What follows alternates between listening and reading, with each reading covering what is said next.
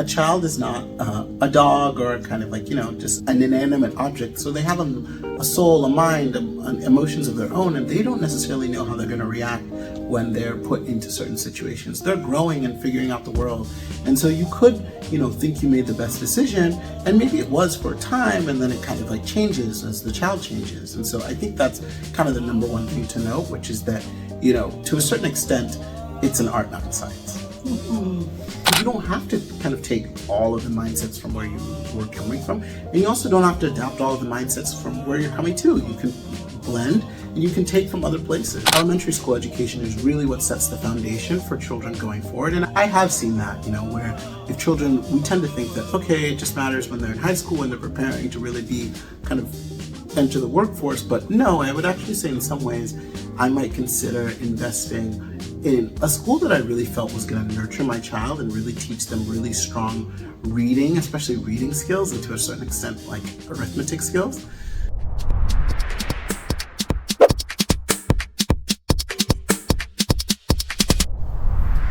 Welcome everyone to another episode of Chatting with the Experts. This episode is different. As you see, I have a man here, and he happens to be my son.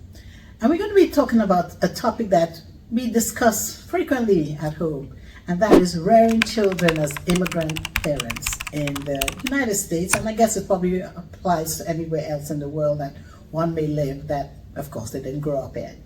So today, I will let him take the lead on this, because it's something that, I say we talk about it a lot, but we're talking about it today from his perspective. So I'll let him introduce himself. Okay, hi.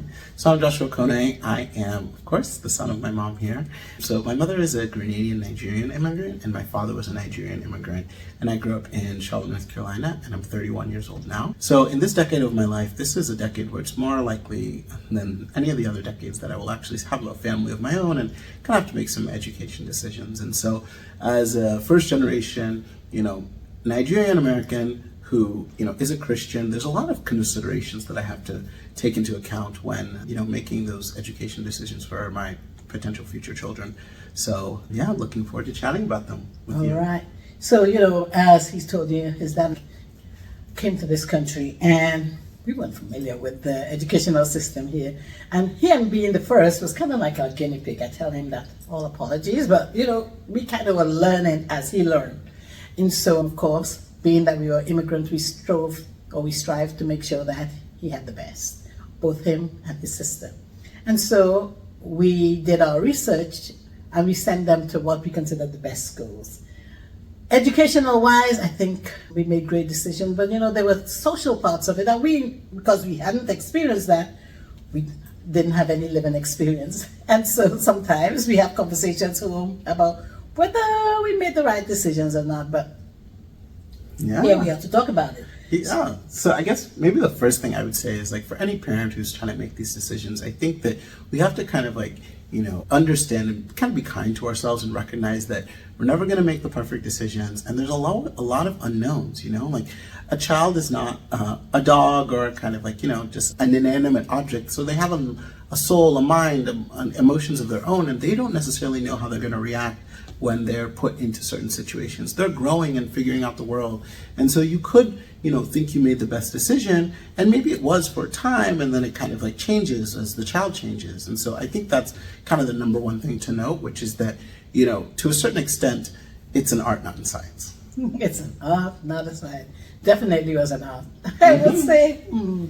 So, of course, like kindergarten to middle school, more or less uneven, would I say? Yeah. So I think that those are kind of years where I think one of the things to really consider is, so for kindergarten and kind of like the grade school, especially when the children are younger, there's kind of two schools of thought. So I think on the one hand, that might be a time where in some ways you want to invest a little bit, but not too much. So one of the things I've heard is that elementary school education is really what sets the foundation for children going forward. And I have seen that, where if children, we tend to think that, okay, it just matters when they're in high school, when they're preparing to really be kind of enter the workforce. But no, I would actually say in some ways, I might consider investing in a school that I really felt was going to nurture my child and really teach them really strong reading, especially reading skills, and to a certain extent, like arithmetic skills. So I think that, I guess what I'm trying to say is that I do think that in terms of kind of peer pressure and social influences, that's really a time where that is much more minimized. And so that may be a time, especially if you're a Christian or have another faith, where, you know, you kind of don't really consider that faith element as being very, very important, because it's just the children are really so small. Mm-hmm. Yes. So we mentioned that, and we said not primary. See, that's the British side of me. Primary, elementary and middle school were uneventful. But no, more elementary. Elementary. I think I more mean up until, and even to a certain extent. So in the States, I think, you know, middle school starts at age 12, and I think by age 12, I think by age 10, like, children are really starting to, you know, they're able to dress themselves and they're able to feed themselves, and they have their, you know, speaking, and their speaking skills are excellent, and so they're really able to explore, especially these days where we live in a more digitized world. And so I really think I'm talking about, you know, up until kind of like maybe second or third grade, essentially. I think when a child is starting to be in third grade, I think that's when you kind of want to think about, okay, what are the values and the environment that my child is in, you know, and how strong of an education are they getting? And I think those are things that you kind of have to balance. And I think one of the questions that I kind of have is, for me as a Christian, I think I'm definitely going to want to send my children to Christian school. There's a lot of influences I wouldn't want to be in my children's lives. But I think the question I have is, okay, would I homeschool, or would I send the child to a Christian school, knowing that, you know, there's less I can control when it's out of the home, but there could be some benefit of the child being able to interact with people all day. Yeah, because the social benefit is also a part of your development. Yes. You know? And so I believe in spirit, soul, and body. Yes. I personally, I can only talk from what I did, in the sense of you can get the social part, I felt, well, of course, in school, and you can get the spiritual growth from church, Bible study, and kids programs. Yeah, vacation Bible school, etc. Yeah. So that is an interesting observation. But the world has changed so much between when you were in child. Second grade and now. I mean, the digitalization of the world and the exposure to so much more that at our fingertips.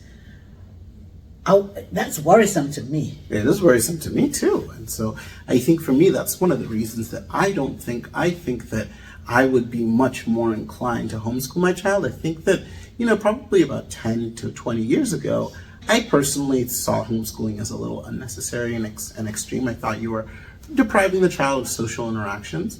But I think now, just with the digitalization of the world, I think I'm much more concerned about really kind of being able to shape my child's kind of like experience and their life.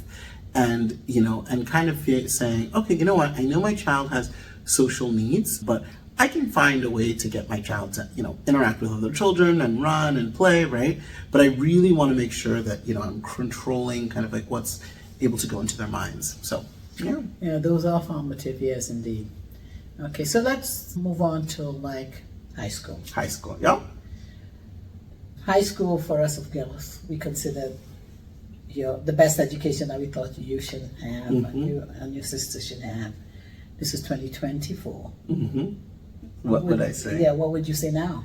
So I think for high school, it's a very different time in the child's development. You know, really, you think about high schoolers, so 14 to 18, especially those latter years, 16 to 18, they're really 18 as adults in the eyes of the law. And so 16, they're able to operate cars. You know, they're really coming into being people in their own right who are much more self-willed and have ideas, and you can kind of talk to them more like an adult. And so I do think that's a time where really the child's input becomes very important. You know, hey, what do you want for your life? What are you thinking about? What are you concerned about? And so I do think that is a time where you defer more to the child a bit. I think that when it comes to high school, I think there are a few things that you as the parent want to consider. So I think the number one is really, you know, to what extent, how concerned kind of are you about, you know, I guess I would say like the career trajectory of your child, right? And I think that's something that's an honest conversation that everyone needs to have, right? I think that some people will say, hey, I am I don't need my child to have a college degree. I think that there are jobs that my child can get without a college degree, and that's not necessarily something that's very important to me, right? So, okay, that's fine. So then you will make your high school decisions accordingly. Other people may say, I really want a college degree, but I don't necessarily, I'm very open to the colleges that my child attends, or I want my child to go to like a Christian college, right? You need to make, high school decisions accordingly. And other people will say, well, I really want my child to kind of go to certain institutions. For me, my father really wanted me to go to, Harvard or other kind of Ivy League institutions that were very high in rank. And so we made high school decisions accordingly. And I think that, that is a complicating factor because, the wishes of the child I do think are important. And you as the parent you are further along and you can kind of see what the child is going to probably grow into and what they may desire, but at the same time, you also want to let them feel as if like they get to make some decisions and kind of take risks, because sometimes maybe you allow the child to go to a school for a year, and if they don't like it, sometimes you allow them to change. So I think it's just a time where you really need to kind of really be, all parents and that child need to really be in close communication. Now, of course, we're talking some of the statements you've made, because we are immigrants. Typically, we come here to better our lives, in quotes. Mm-hmm. And so for us, bettering our lives is always educational wise. Mm-hmm. So you mentioned the option of possibly not going to college. That's mm-hmm. very hard for it's very my hard generation. It is very, very hard, I think, sorry, did I cut you off? No, you didn't. I think it's very, very hard for a lot of my mom's generation, and even I think my generation, right? But I do think that right now in the United States, one of the big things I think about a lot is student debt has just become such a drain on a lot of young people's lives. And I think for a lot of parents, they want to be able to pay for their children's education, but sometimes they're just not able to. And so I do think one of the things that I'm increasingly concerned about is this idea of going to college just for the sake of going to college. And you go to a college where, maybe the child's not that motivated, or they're studying something that doesn't have super high paying opportunities when they graduate. And yet, they're taking on large amounts of debt that are really going to limit them in their life. And so I think that, we as immigrants and, first generation people, Americans, or Canadians, Britons, we really have to think, like, is it possible for my child to, not get a college degree and be, successful? And I've been continuing to see more and more people who have opted for that route, and they've had very successful, fulfilled lives. And it makes me ask myself, well, maybe that's something I should consider for my children. Mm-hmm. Food for thought. Food for thought. But, the world has changed. I mean, there are a lot more career opportunities now that really may not be, a college degree may not be necessary. Yeah. Ultimately, it depends on the child, and more I see courses that are being geared towards the child's interest, as opposed to in my generation, it was like, you've got to make a living with this. Because remember, we came here to better our lives. Mm-hmm. And many of us had other responsibilities apart from our children. Mm-hmm. We also had extended families that we had to look into how to support. And so it was careers sometimes that we didn't particularly like, but because it was the most worthwhile thing, it was something that we knew that, would be able to help us support ourselves and others. And I actually am 100% in agreement with that.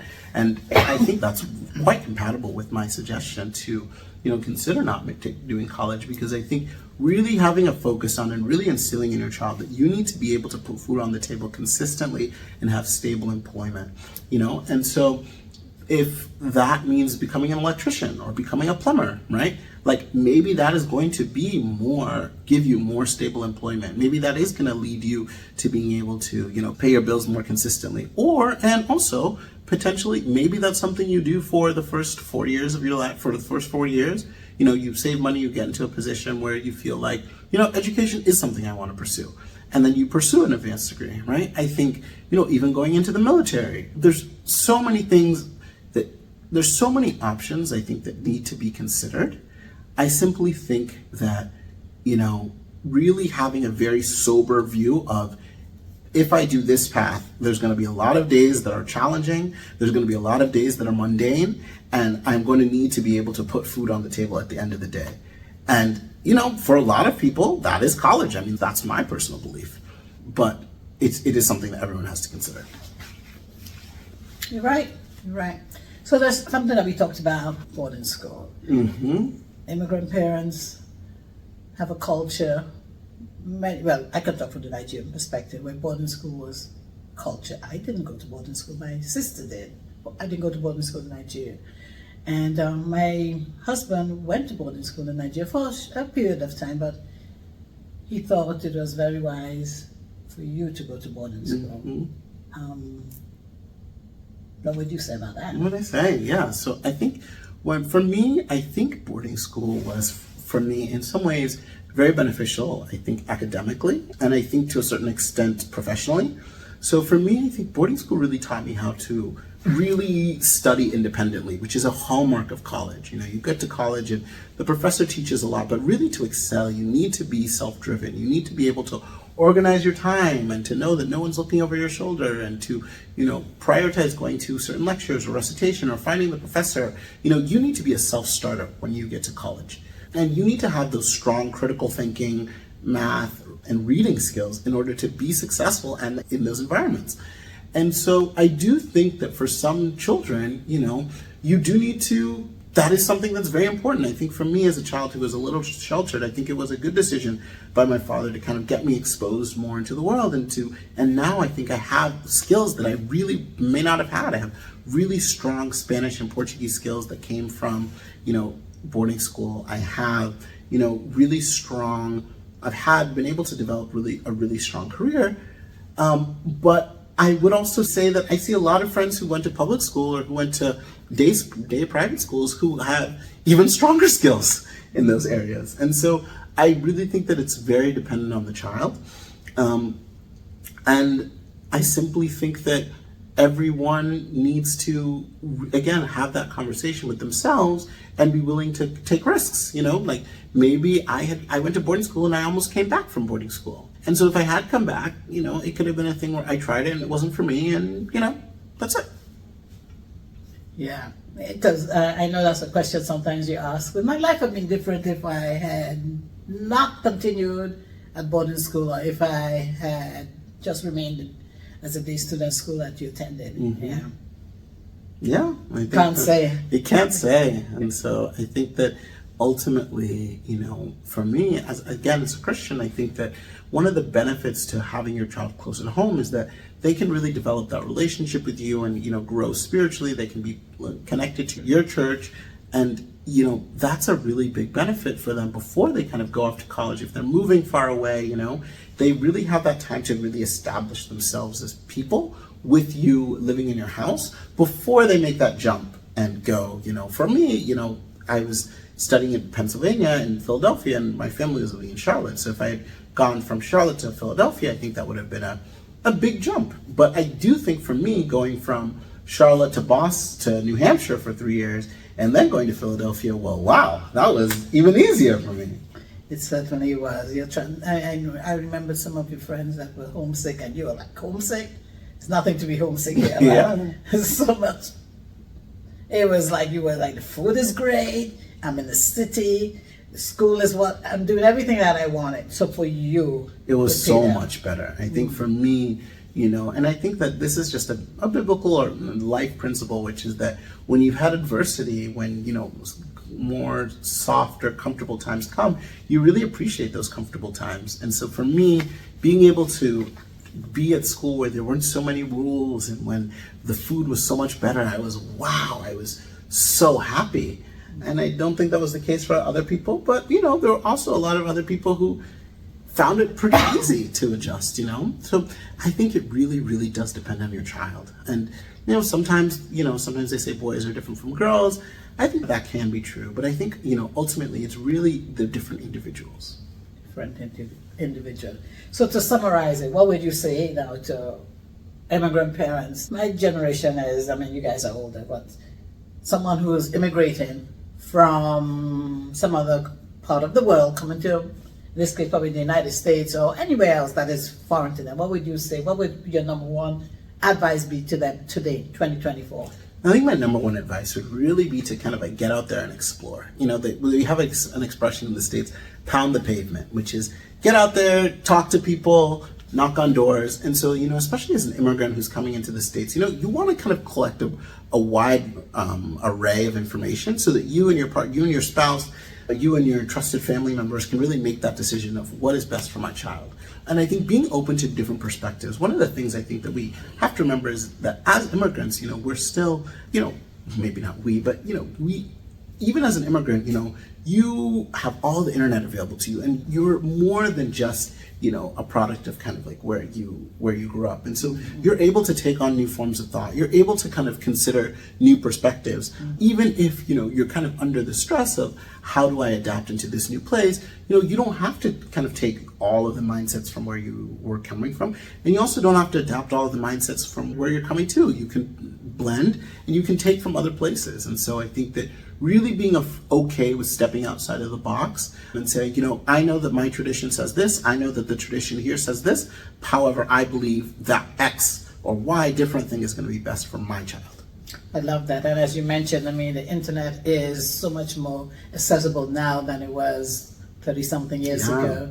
So, there's so much information that groups you can become part of. And now with AI, I heard that Reddit is now gonna join with open AI. Wow. Yeah. And so, Sky's the limit. Yes, there's so sky much is you the can limit. find out from others who are in similar situations to you. So, as Joshua said, the sky is the limit. Sky's the limit. So thank you so much, everyone, for tuning in today. It's always great to have different perspectives, and sometimes this perspective is from a different gender, a younger generation, as has been the case today. Thank you, Joshua, for being a guest on your mom show, Chatting with the Experts. Thank you for having me. Before I leave, before you leave, I always ask my guests where they can be found online. Are you on LinkedIn? I am on LinkedIn. Yes, Joshua Kone. On LinkedIn. Thank you. And for me, if you'd like to be a guest on the show, please reach out to me on my website, which is chattingwiththeexperts.com. You can also find me on Instagram. My handle there is @chat_experts_podcast. I'm on LinkedIn. How could I forget that? Just look for Paula Okone on LinkedIn. And I'm gradually, and I need to stop saying gradually, I am on Facebook. Just look for Paula Okone on Facebook. Thank you again, and see you next week on another episode of Chatting with the Experts. Bye. Bye.